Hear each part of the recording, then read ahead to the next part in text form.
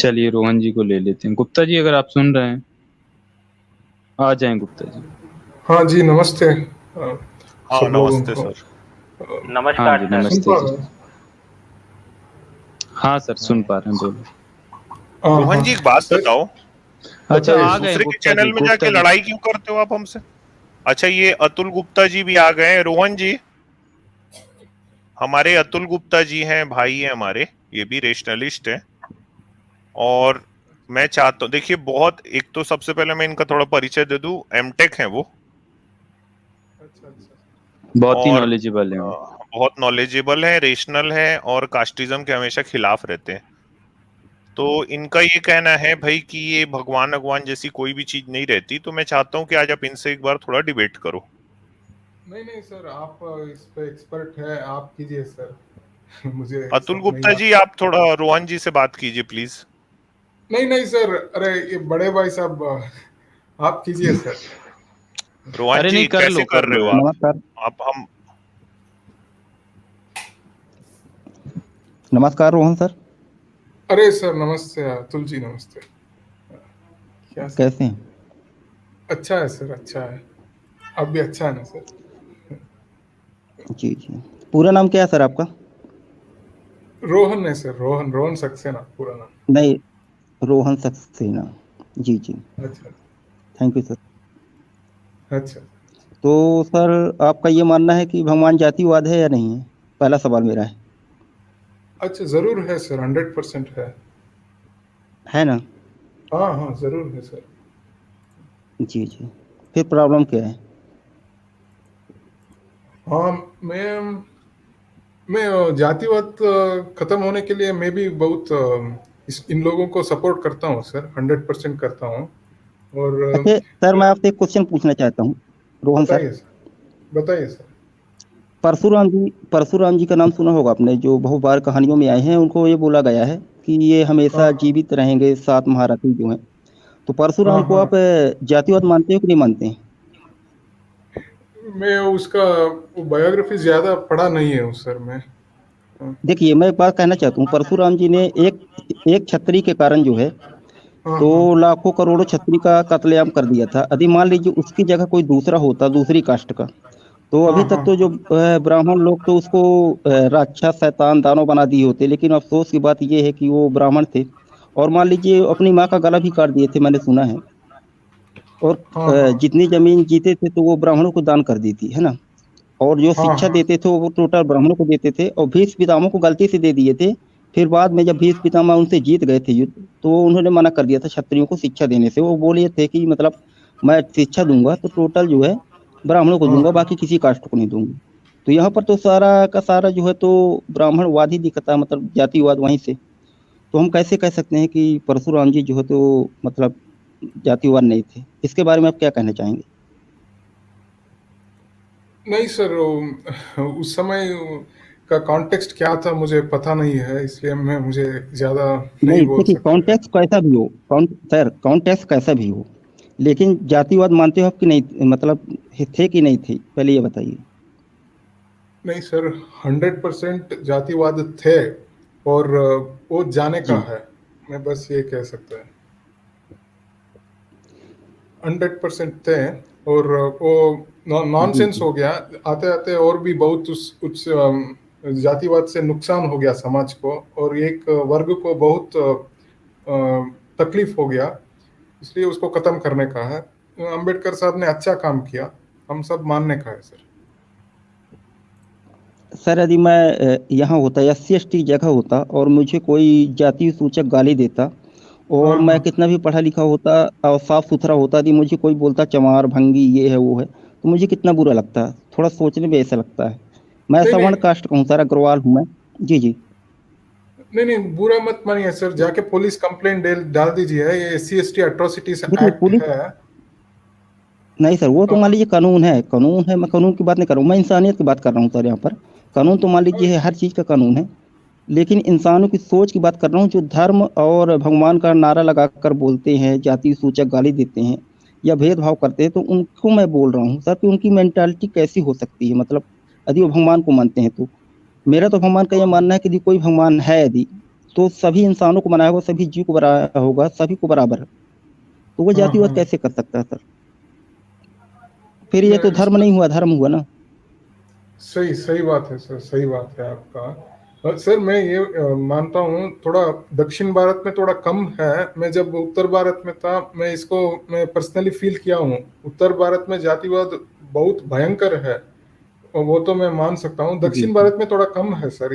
यहाँ तो इतना समझ में ही नहीं आता है वो क्या है।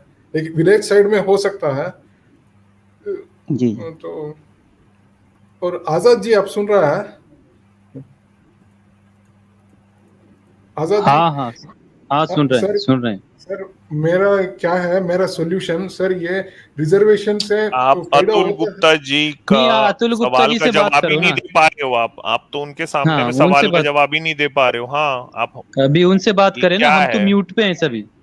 उन्होंने आपको बोला कि अधर्म है पूरा, आप उसका जवाब ही नहीं दे पा रहे हो रोहन जी। बहुत शानदार पॉइंट्स रेज किए उन्होंने। अधर्म जहाँ जहाँ है वहाँ काटने आपने देखो साउथ और नॉर्थ का डिवाइड ला दिया, जबकि अतुल गुप्ता जी ने पूरे इंडिया की बात की ना। मेरे को ये बात अच्छी लगी। हाँ, गुप्ता जी अच्छे से डिबेट कर रहे हैं। और देखिए गुप्ता जी अच्छा डिबेट करते हैं। और दूसरी बात ये देखे रोहन जी, आप मेरे को तो ये कहते हो हम लोग अथीस्ट हैं, हम ये प्रोपेगेंडा चला रहे हैं। अभी ये गुप्ता जी को आप ये नहीं बोल सकते। देखिए हमारे लिए आप दोनों ही लोग गेस्ट हैं, रेशनलिस्ट है। हाँ तो रेशनलिस्ट हैं वो,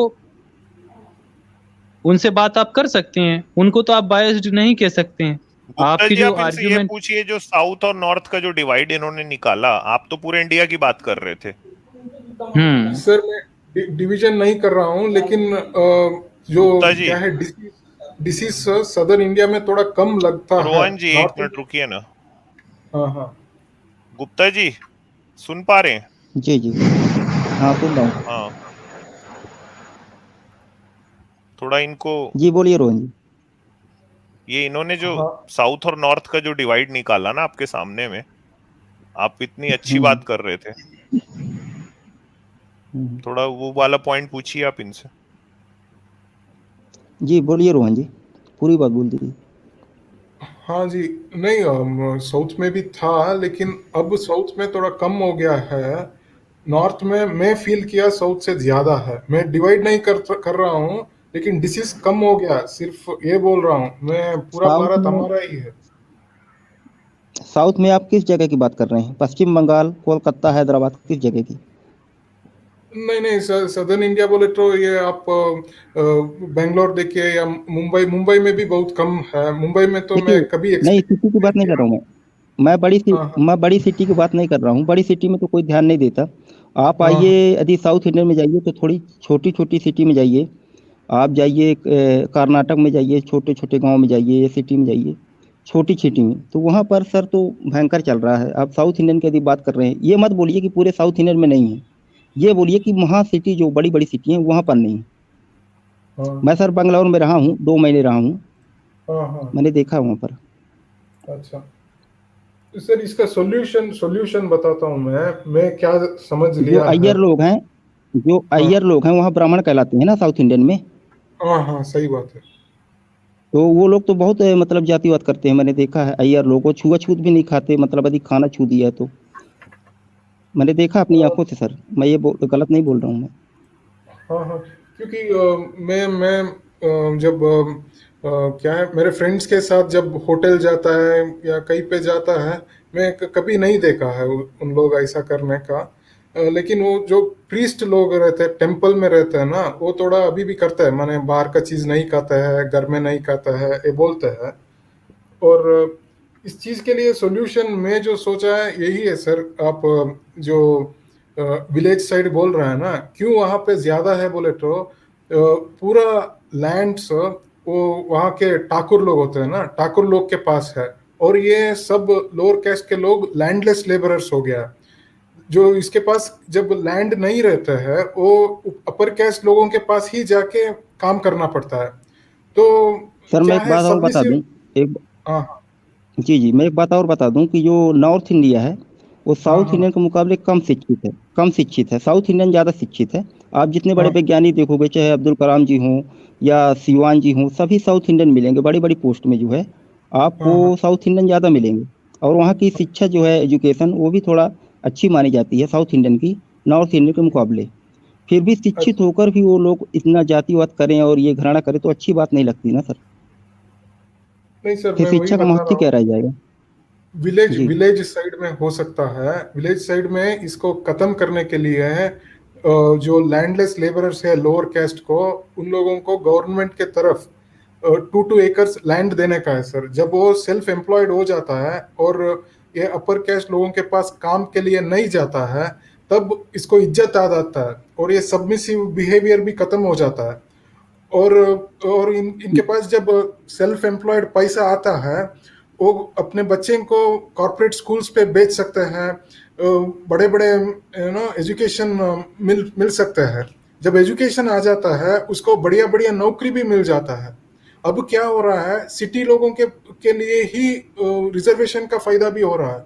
देखिए, अगर आप यूपीएससी क्वालिफाई करने का है तो वहां पे भी आपके दिमाग रिजर्वेशन कुछ भी हो, लेकिन आप बहुत अच्छे ट्यूशन लेने का है।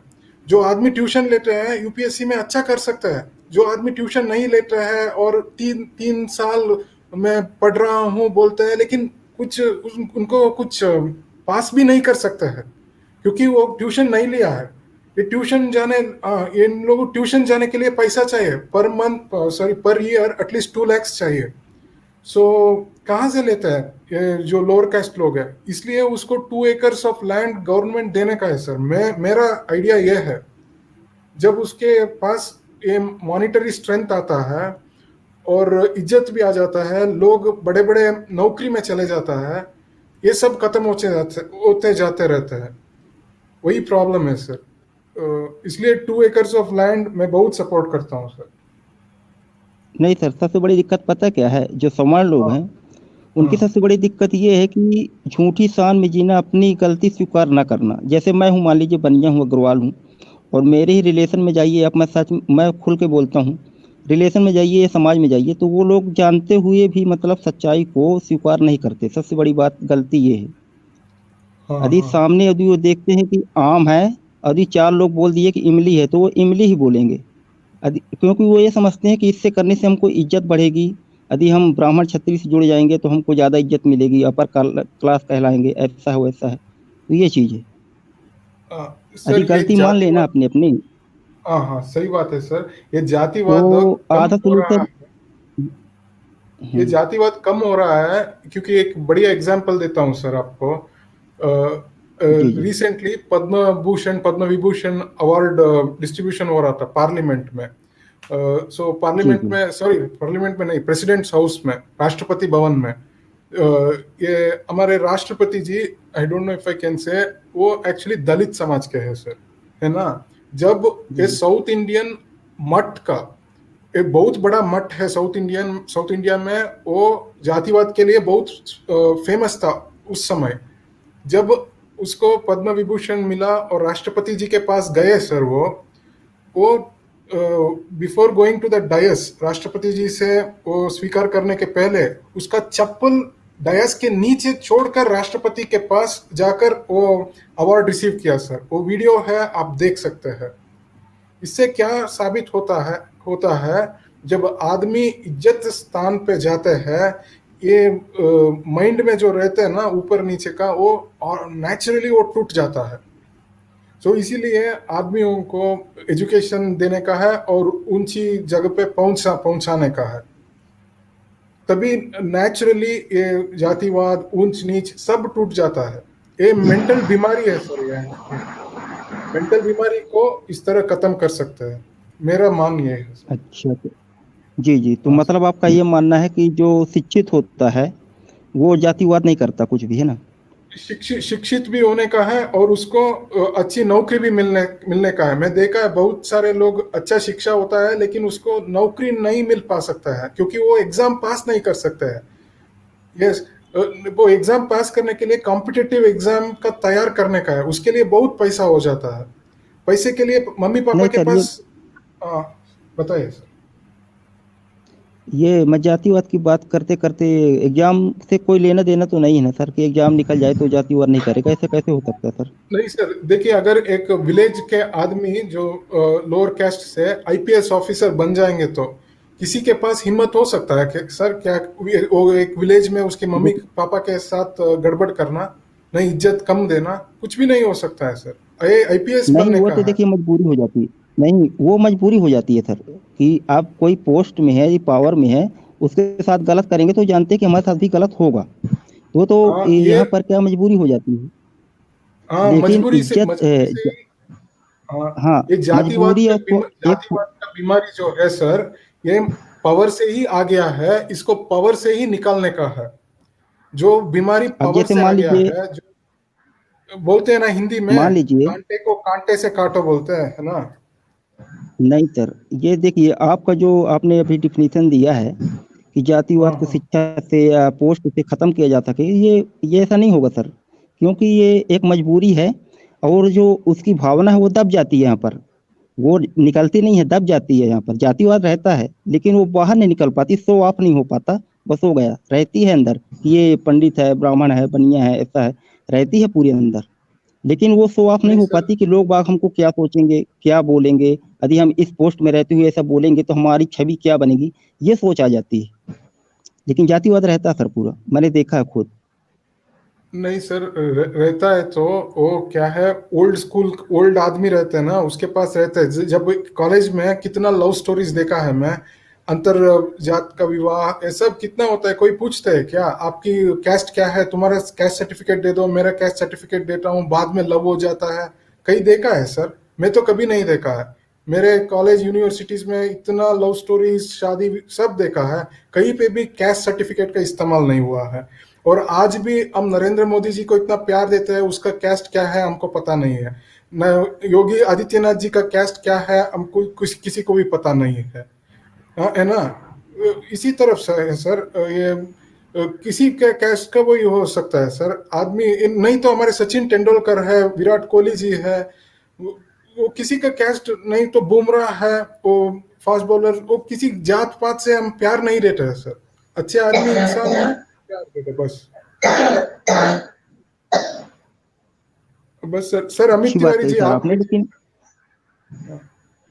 सर मैं ये बोल सकता है, देखिए हमारा वैदिक टाइम में जो था, वैदिक टाइम में एक कैस्ट सिस्टम नहीं थे सर। हम आपको 100 उदाहरण दे सकते हैं, फ्रॉम चांदोग्य उपनिषद, फ्रॉम देखिए सर, ऋग्वेदा, सभी जगह में उदाहरण दे रोहन सर, सकते हैं। हाँ जी रोहन सर, बताइए, रोहन सर, बताइए। आज का समय और वैदिक का समय बिल्कुल चेंज हो गया है। यदि आप वैदिक युग के हिसाब से चलेंगे तो आप नहीं जी पाएंगे, तो सच को स्वीकारना चाहिए, समय के अनुसार चलना चाहिए। यदि आप कहेंगे कि ब्राह्मण जो थे तो पहले ब्राह्मण सच्चे होते थे, किसी का छुआ नहीं खाते थे, घी खाते थे, तो घी पहले सस्ता होता था, आज महंगा हो गया, तो उस हिसाब से आप नहीं चल पाएंगे। तो हाँ वैदिक युग और अभी के युग में बहुत अंतर है ना। यदि कोई पुरानी सभ्यता लेके बैठा रहेगा तो वो वहीं बैठा रहेगा, उसको त्यागना चाहिए था, सच को सही स्वीकारना बात, चाहिए ना।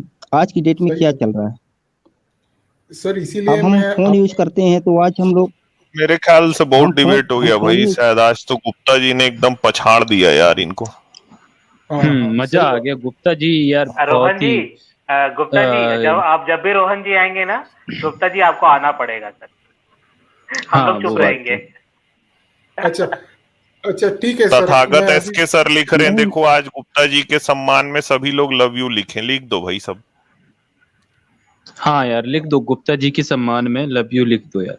आज गुप्ता जी बहुत अच्छे डिबेट किए हैं यार।